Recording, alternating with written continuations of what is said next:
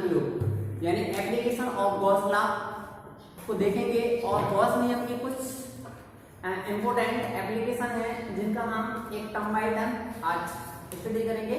तो स्टूडेंट सबसे पहला हमारा जो है applications of Gauss law, applications of Gauss law या गॉसेस थ्योरम, गॉसेस लॉ और गॉसेस थ्योरम।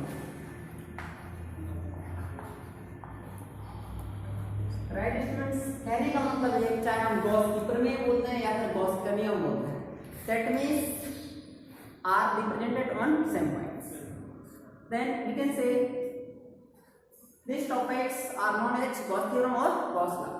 यानी कहने का मतलब स्टूडेंट्स ये हुआ कि इसमें हम गॉस का नियम, पेपर में गॉस का नियम भी आ सकता है और गॉस की प्रमेय। तो आपको ये कंफ्यूजन नहीं होना चाहिए कि गॉस की प्रमेय कोई दूसरी होती है और गॉस का नियम कोई दूसरा होता है। तो ऐसा नहीं है, चाहे वो गॉस की प्रमेय आए और चाहे गॉस का नियम आए, मतलब है वही बात, आपको स्टेटमेंट वही देना है, सिद्ध आपको वही करना है। राइट है, तो अब हमें क्या करना है, इसका मतलब हुआ गॉस की प्रमेय के अनुप्रयोग। ठीक है, गॉस के नियम के क्या लिखना है, अनुप्रयोग। अनुप्रयोग क्या होता है मैं आपको बेसिकली बता दूं, अनुप्रयोग क्या होता है कि हमारी जिंदगी में हमने कोई एक नियम पढ़ा, क्या पढ़ा, नियम पढ़ा और उस नियम को हमने समझा, उसको सिद्ध किया और उससे सवाल लगाए, सब कुछ किया और हमने उस नियम से कुछ ऐसी चीजें निकाल ली जो हमारी जिंदगी में कहीं ना कहीं यूज हो जाए, या हम इस नियम का कहीं ना कहीं प्रयोग कर लें, इस नियम से कोई दूसरी चीज निकाल लें, तो वो हमारा एप्लीकेशन होता है। क्या होता है, एप्लीकेशन। ठीक, हमने उसको अपने प्रयोग में ले लिया है, that is this card applications of this law, मतलब उस नियम का ये अनुप्रयोग कहलाता है। राइट है, तो ये छोटी सी बात जो है हमको समझना है कि अनुप्रयोग का मतलब होता है कि हम किसी फॉर्मूले से सहायता लेकर के एक नया फॉर्मूला डेवलप करते हैं, और अगर एक फॉर्मूले से नया फॉर्मूला डेवलप किया है तो वो हमारा क्या कहलाता है, उस फॉर्मूले से जो बना वो एक एप्लीकेशन, दैट मींस वो क्या है, अनुप्रयोग। राइट, तो पहले नंबर का जो है नंबर 1, ठीक है, अनंत लंबाई,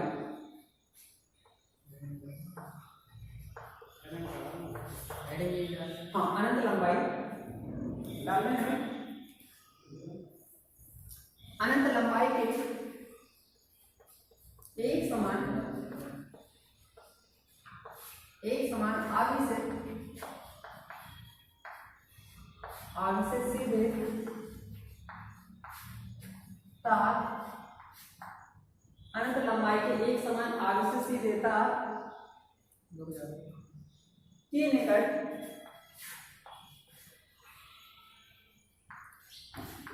वैद्युत क्षेत्र की तीव्रता,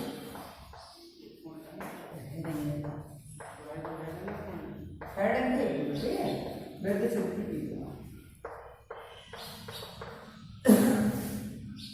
यानी गॉस का पहला एप्लीकेशन ये है कि आपको एक अनंत लंबाई का क्या लेना है, लंबा तार लेना है और उसके पास में हमें वैद्युत क्षेत्र की तीव्रता निकालना है, तो जी हमारा कहलाता है गॉस की प्रमेय का ये अनुप्रयोग। राइट, ठीक है, हमें कह सकते हैं the electric field intensity due to any infinite length का जो आपका यूनिफॉर्म चार्जेबल कोई वायर है, then to find the intensity of electric field, ठीक है, it is very close to that wire. Right, मतलब उस तार के बिल्कुल पास में क्या करना है, हमें वैद्युत क्षेत्र की तीव्रता बताना है कि कितनी होती है, वो भी किसकी सहायता से, गॉस के प्रमेय से। राइट, इसलिए हमने सबसे पहले क्या काम किया, एक तार बना दिया,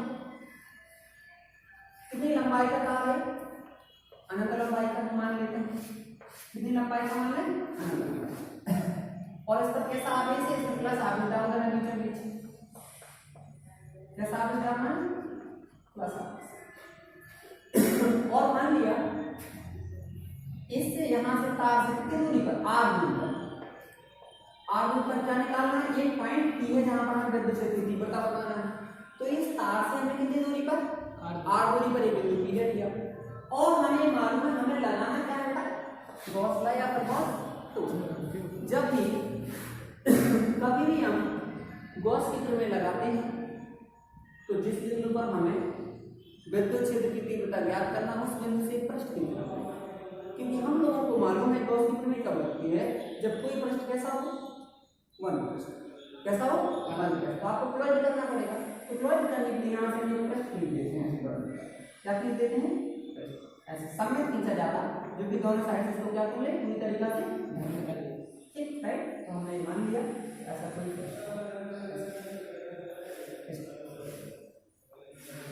अब आपको समझ में आ गया राइट। मतलब एक सिलेंडर बन गया, क्या बन गया, सिलेंडर है, ये गियर का काम है, सही है। यानी क्या हो गया, बंद हो गया, आवेश इसके अंदर था। तो मान लिया ऐसे तुझे अनंत लंबाई है, ठीक है। तो हम क्या करते हैं, सबसे पहले हमने मान लिया कि इस बिंदु पर हमें तीव्रता बताना है, तो जी अंदर से पूरा क्या हो गया, और ये अंदर आवेश हो गया, गॉस की नियम लगा सकते हैं।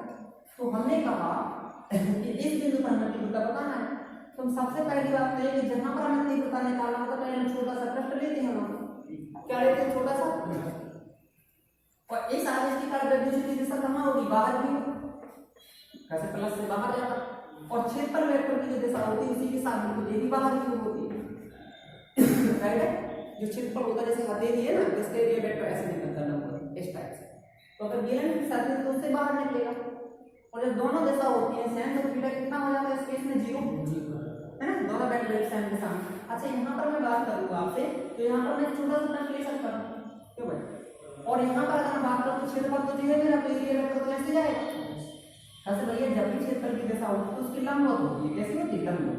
लेकिन वेक्टर क्षेत्र की दिशा एक तार है, इसको धन आवेश तो ऐसे भागेगी दूर, धन आवेश से दूर कुछ ऐसे जाएगी, राइट है। तो हमने एक दिमाग लगा लिया कि साहब ये वेक्टर एक वेक्टर यहाँ तो 90 है, तो यहाँ पर थीटा कितना हो गया, 90, सही हो, यहाँ पर थीटा कितना, 0। अगर मैं यहाँ पर प्रश्न लेने की बात करूँ कोई छोटा सा, तो इस प्रश्न में आप बता सकते हैं यहाँ पर भी ये वेक्टर ऐसे भागेगा, सही है, और वेक्टर क्षेत्र भी ऐसे भागेगा। तो इस केस में अगर हम बात करते हैं तो यहाँ पर भी अगर देखा जाए तो यहाँ पर थीटा बराबर कितना होगा, 0, और अपन को एक मालूम है अच्छे से यहाँ भी 0 90 हो गया, क्योंकि यहाँ बाहर की ओर ऐसे 90 हो जाएगा। तो बेटा हम लोगों को अच्छे से पता है जब थीटा 90 होता है तो फ्लक्स कितना होता है, सब 0 होता है, क्यों, कैसे हमें पता है फाई बराबर ईडी cos थीटा, और जिस दिन cos 90 होता है उस दिन 90 माने 0, तो यानी 90 का फ्लक्स 0 हो जाता है। तो यहाँ से कोई फ्लक्स नहीं निकला, यहाँ से कोई फ्लक्स नहीं निकला, तो फ्लक्स निकला कहाँ से, सपर साइड से निकला होगा, क्योंकि सिलेंडर कुछ ऐसा है, इसके अंदर मान लो कि ऐसे निकला, ऐसे निकला, ऐसे निकला, ऐसे, ठीक। जैसे ये तार इसमें आवेश है, तो कैसे निकलेगा, यहाँ से मतलब ऐसे चारों साइड से, और यहाँ से बेलन बन गया, और सब ऊपर तो नहीं निकलेगा ना नीचे निकलेगा, तो कहाँ से निकला, पूरा कर्व सर्कल हो गया, वक्र से निकला, राइट है। तो इसका करना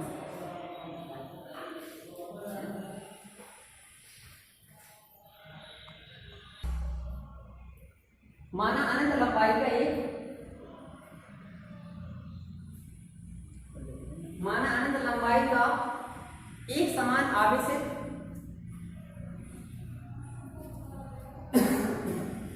अनंत लंबाई का एक समान आवेशित सीधा तार, आवेशित सीधा तार है, फटाफट लिखो, आवेशित सीधा तार है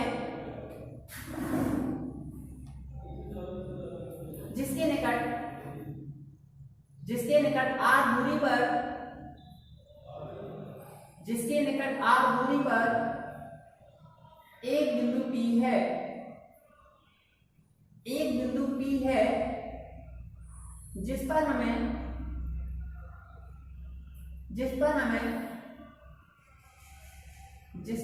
विद्युत क्षेत्र की तीव्रता,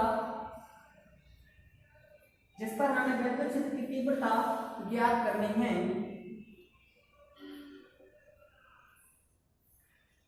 विद्युत क्षेत्र की तीव्रता ज्ञात करनी है, बिंदु P से होकर, बिंदु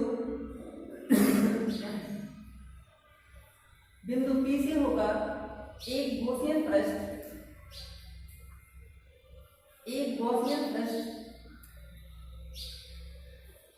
P से होकर एक गॉसियन पृष्ठ खींचा,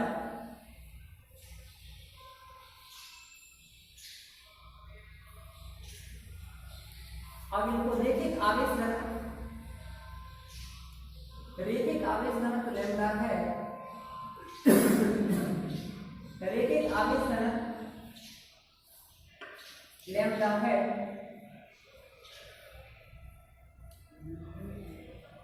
लैम्डा है तथा बेलन की लंबाई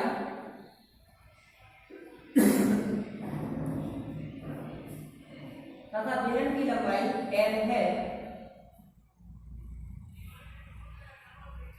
बेलन की लंबाई L है। अब आप देखिएगा स्टूडेंट्स, वर्क प्रेस ए और वर्क प्रेस ए है ना, तो वर्क प्रेस से निकलने वाला प्रेस निकालने पर कितना निकलेगा, तो देखो बेलन के वर्क प्रेस से निकलने वाला विद्युत फ्लक्स, करेक्ट है। तो देखो विद्युत फ्लक्स जो हम निकालेंगे वो आपका विद्युत फ्लक्स कितना होगा। सबसे पहले यहाँ पर क्या है, छोटा सा डी है, छोटा सा डिब्बा है, छोटा सा सबसे डी लगाएंगे, यहाँ पर छोटा सा लगाएंगे, यहाँ पर भी क्या लगाएंगे, छोटा सा। क्यों, कैसे छोटा सा हम राइट, तो छोटा सा लगा दो। अब इस पॉइंट से निकलने वाला मैंने वक्र देखा, वक्र पृष्ठ ये कहलाता है जैसे बेलन ऐसे लुढ़क सकती है, तो ये वक्र पृष्ठ और ये आपकी समतल पृष्ठ है। तो वक्र पृष्ठ से निकाल रहा हूँ पहले, ठीक है, किससे निकाल रहा हूँ, तो मैंने कितना लिया, छोटा सा लिया ना, तो छोटा सा फ्लक्स हो जाएगा d5, फ्लक्स माने 5 डी लगा दिया माने छोटा सा, राइट है। और प्लस का सूत्र क्या होता है, e vector dot D vector, आपको याद आ जाता है प्लस का सूत्र होता है। और जिस दिन डॉट हटा देते उस दिन क्या निकल जाता था, cos थीटा, बहुत बढ़िया cos थीटा, करेक्ट है। और एक बात और समझते हैं, जब दोनों वेक्टर से हमने सब तो थीटा 0 है ना, तो मैं क्या रख सकता थीटा की जगह cos 0, cos 0 का मान 1 होता है, कितना होता है 1। तो हम यहाँ याद भी कर सकते हैं कि cos 0 मान है वो 1, तो ये आ जाएगा ओनली 1, करेक्ट। ये क्या निकला, फ्लक्स। किससे फ्लक्स निकला बेटा बता सकते हैं आप, किससे निकला, बेलन पृष्ठ। और पूरे से ऐसे छोटे छोटे छोटे पृष्ठ चारों साइड बन जाएंगे पूरी बेलन घूम के, तो पूरा निकल आएगा, पूरा माना समाकलन लगा देंगे, तो पूरे वक्र पृष्ठ से निकालने वाला फ्लक्स, पूरे वक्र पृष्ठ से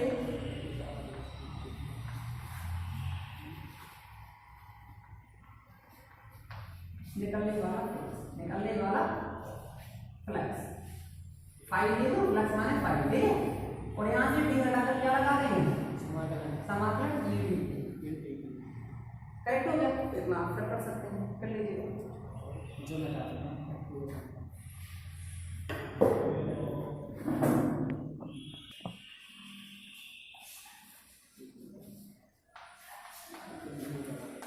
समतल पृष्ठ से गुजरने वाला विद्युत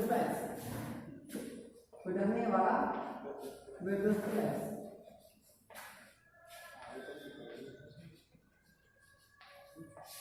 एक काम करो, जो समतल पृष्ठ से फ्लक्स निकलेगा, यहाँ से कुछ फ्लक्स निकलेगा, कुछ यहाँ से निकलेगा, ठीक है, चारों साइड से तो निकल गया।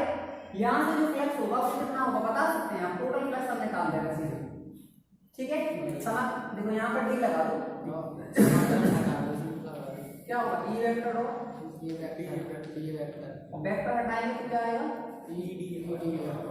cos थीटा, थीटा माने कितना है 90 अंश, हाँ 90 अंश, तो थीटा आएगा 90, ई डॉट मतलब ई भी cos 0 90, हाँ 90 माने 0, यानी ये 0 हो जाएगा सब, ठीक है। तो d फाई 0 और अपन d हटाएंगे तो क्या आएगा, फाई बराबर कितना आएगा, समाकलन मतलब समाकलन यानी सब 0 में 0 हो जाएगा, ठीक है। हाँ तो बंद बेलन बंद हो गया पूरा चारों साइड से, ठीक है। तो बेलन से निकलने वाला कुल फ्लक्स बराबर बेलन से निकलने वाला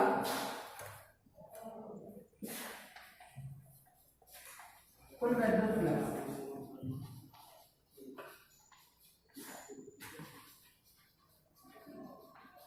कुल विद्युत फ्लक्स कितना होगा बता सकते हो बेटा, सब जोड़ेंगे वो वाला ये वाला टोटल फ्लक्स कितना आएगा 5 जी। हम इसको लिखना चाहें तो ये भी लिख सकते हैं, 5 कैसे हैं समतल पृष्ठ, यहाँ लिख सकते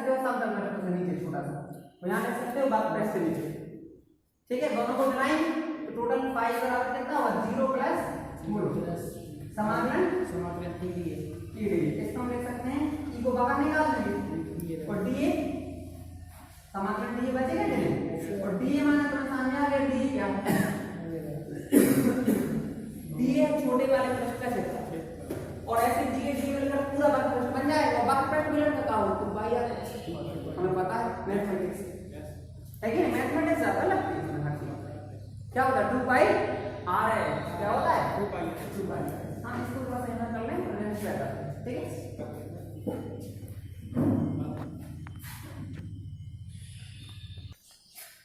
तो देखिए स्टूडेंट सबसे पहले आपके पास जो टोटल फ्लक्स आया था तो 5 बराबर EDA, ये यहाँ पर अपन को मिल गया।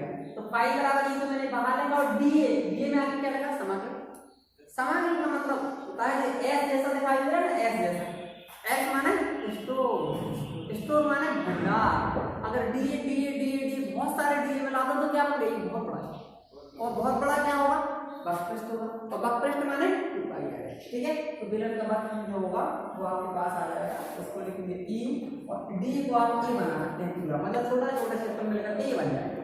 और बेलन के लिए E बराबर का हो 2 पाई r h माने आज कितना अपने पास l, लंबाई कितनी थी h की जगह l, तो 2 पाई r h, ठीक है। फॉर्मूला बनेगा ना, तो अपन क्या करेंगे पाई E बराबर E और ये आ गया 2 पाई r और l, करेक्ट। इसको कोई समीकरण मानना है। अब बंद पृष्ठ का ना चारों साइड से, तो बंद पृष्ठ में क्या लग जाए गॉस की प्रमेय का, और गॉस की प्रमेय बताओ 5 बराबर हो Q बटा एप्सिलॉन, ये आपकी गॉस की प्रमेय। दो ही समीकरण का होगा बराबर कैसे L से देखो दोनों में फ्लक्स है, तो समीकरण फर्स्ट और सेकंड में हम बराबर करेंगे, तो समीकरण फर्स्ट और सेकंड से करेक्ट दोनों बराबर करेंगे तो यहाँ पर कितना है Q बटा एप्सिलॉन 0 बराबर कितना है E और n टाइम्स 2 पाई और r और n, और हमें बताना है विद्युत क्षेत्र कितनी बटा, तो ये बराबर निकालना बटे में करना है, जैसे T बटा निकालना है उसको तो ये बटे में करना है, तो जो आ हमारे पास Q बटे में जो यहाँ पे एप्सिलॉन 0 पाई r l और एप्सिलॉन 0 बराबर E की हो, करेक्ट। यहाँ तक की बात एकदम राइट। अब आ जाए यहाँ पर, अब देखिए अब हमको क्या करना पड़ेगा,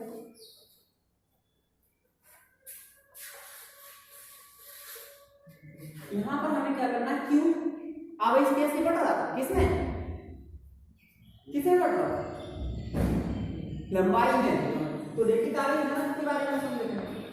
रेखित आवेश घनत्व क्या हो सवाल बोलो पिछले चैप्टर में लैम्डा बराबर क्या हो Q बटा L, तो जहां Q बटे L देखे वही होता है लैम्डा रख लें, कितना रखें लैम्डा, तो हमने देखो E बराबर कहते कितना है E बराबर, इसको लिखेंगे हम 1/2 पाई एप्सिलॉन 0 इनटू r और ऊपर से Q और नीचे से मैंने क्या काम किया Q/2 pi epsilon 0 r Q/L साथ साथ देखो Q/L को अलग करो, E से कैसे ऊपर से Q/L की जगह तो क्या रख सकते हैं लैम्डा रखने E बराबर लैम्डा बटे कितना और 2 पाई एप्सिलॉन 0 r, तो यहां पर ये वाला सूत्र रख सकते हैं कंप्लीट करके, ठीक है। यहां पर हम लिख सकते हैं E बराबर 2 को बड़ा ऊपर करो तो 2 लैम्डा और नीचे करो तो 4 पाई एप्सिलॉन 0 इनटू r, दो को ऊपर नीचे गुणा कर दो, या फिर हम लिख सकते हैं सदिश रूप में, इसके रूप में सदिश रूप में क्या हो जाए E वेक्टर लगाना पड़ता है, E वेक्टर बराबर 2 लैम्डा घनत्व से कुछ नहीं होना है 4 पाई एप्सिलॉन 0, इसमें कुछ नहीं होना है, यहाँ क्या लग जाएगा r का क्या बन जाएगा, सही होता है सब राइट है। इतनी चीजें मतलब इसको आप कर लें जी।